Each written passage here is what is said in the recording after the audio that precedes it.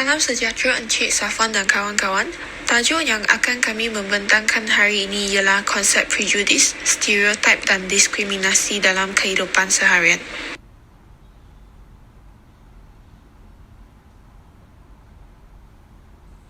Okey, sekarang saya akan menerangkan tentang konsep stereotip. So, apakah itu stereotip? Stereotip merupakan kenyataan-kenyataan umum terhadap sesuatu kumpulan etnik, sama ada berbentuk negatif ataupun positif. Dalam kata lain, stereotip ialah gambaran berlebih-lebihan tentang sesuatu perlakuan baik atau buruk yang ditunjukkan kepada sesuatu kumpulan etnik oleh etnik yang lain. Stereotip wujud daripada pengalaman dalam kehidupan seharian setiap etnik. Contoh-contoh stereotip adalah seperti yang berikut. Orang Melayu bersikap peramah, orang Cina pandai matematik, dan orang India juara dalam lumba maraton. Seterusnya, saya akan menerangkan tentang stereotip negatif. Stereotip boleh dikatakan sebagai kenyataan-kenyataan umum yang negatif terhadap sesuatu kumpulan etnik. Misalnya, gambaran berlebih-lebihan tentang sesuatu perlakuan baik atau buruk yang ditujukan kepada sesuatu kumpulan etnik oleh etnik lain, terutamanya kepada etnik minoriti. Hal ini terhasil apabila berlaku pertembungan dua atau lebih komuniti etnik. Fahaman stereotip ini akan menimbulkan perasaan yang negatif dalam kalangan masyarakat, khususnya masyarakat majmuk di Malaysia. Kerana hal ini difahamkan, stereotip akan mengakibatkan sesuatu kumpulan etnik itu memandang rendah terhadap kumpulan etnik yang lain, dan seterusnya membataskan interaksi antara etnik dan menimbulkan semangat perkauman yang menebal. Sekiranya kepercayaan stereotip ini memberi kesan kepada cara kita bertindak, stereotip akan menjadi masalah yang serius dan praktikal kerana terhadap kemungkinan bahawa seseorang akan meluahkan prejudis tanpa niat untuk melakukannya. Kesimpulannya, sifat-sifat negatif dan emosi yang berkaitan dengan stereotip akan menjadi asas kepada prejudis.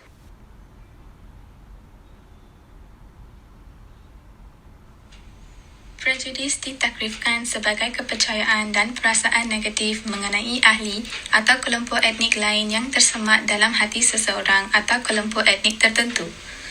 Dalam konteks lain, prejudis bermakna sikap atau tanggapan yang lazimnya bersifat negatif terhadap sesuatu kumpulan manusia atau ras yang berlainan. Prejudis tidak diluahkan secara terbuka dan lazimnya pandangan atau kepercayaan ini bersifat umum dan tidak berasaskan maklumat yang jelas, tepat atau mencukupi. Prejudis juga menjadi stereotip apabila disuarakan. Prejudis antara etnik berlaku apabila sesebuah kumpulan etnik memandang negatif terhadap kumpulan etnik lain. Prejudis juga wujud berdasarkan satu imej mental yang biasanya kurang memuaskan terhadap kumpulan etnik atau ahli-ahli kumpulan etnik tertentu.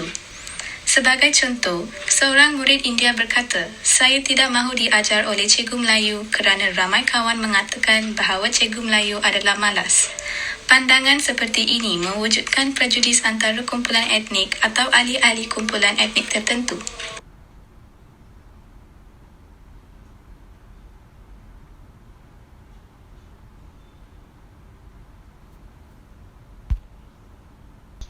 Terdapat dua jenis prejudis yang dapat diperolehi iaitu prejudis kategori dan prejudis yang tidak fleksibel.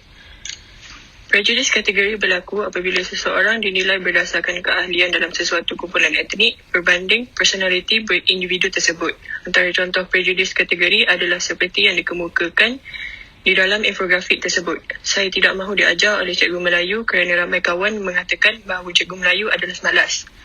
Seterusnya adalah prejudis yang tidak fleksibel yang memberi maksud prejudis yang kuat terhadap kumpulan etnik yang lain yang sukar diubah walaupun diberi bukti atau fakta yang kukuh. Seperti yang dipaparkan dalam infografik, contoh prejudis tidak fleksibel adalah usahawan Melayu berkata dia tidak suka berniaga dengan orang Cina dan India kerana daripada pendapat kawan-kawannya, orang Cina dan India tidak jujur. Hal ini boleh menyebabkan perhubungan di antara kumpulan etnik biasanya menjadi renggang dan tegang apabila perasaan perkauman diperlalatkan oleh sesuatu golongan tertentu dan seterusnya menimbulkan perbalahan antara kaum. Isu prejudis haruslah dibendung supaya dapat mengelakkan masalah hubungan etnik dan kaum di Malaysia yang pada masa jangka yang panjang dapat menyumbang kesan negatif yang lebih teruk dalam pembangunan negara.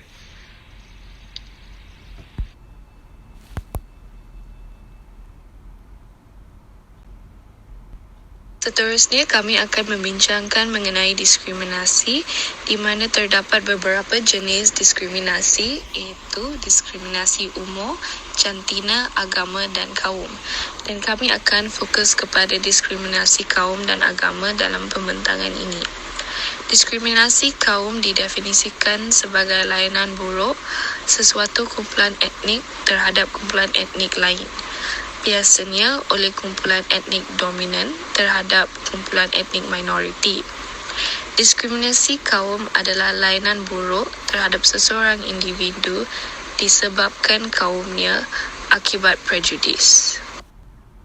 Diskriminasi terjadi disebabkan pandangan, pemikiran dan kepercayaan negatif terhadap kumpulan etnik lain. Antara contoh diskriminasi agama ialah majikan melarang pekerja beragama Islam bersolat.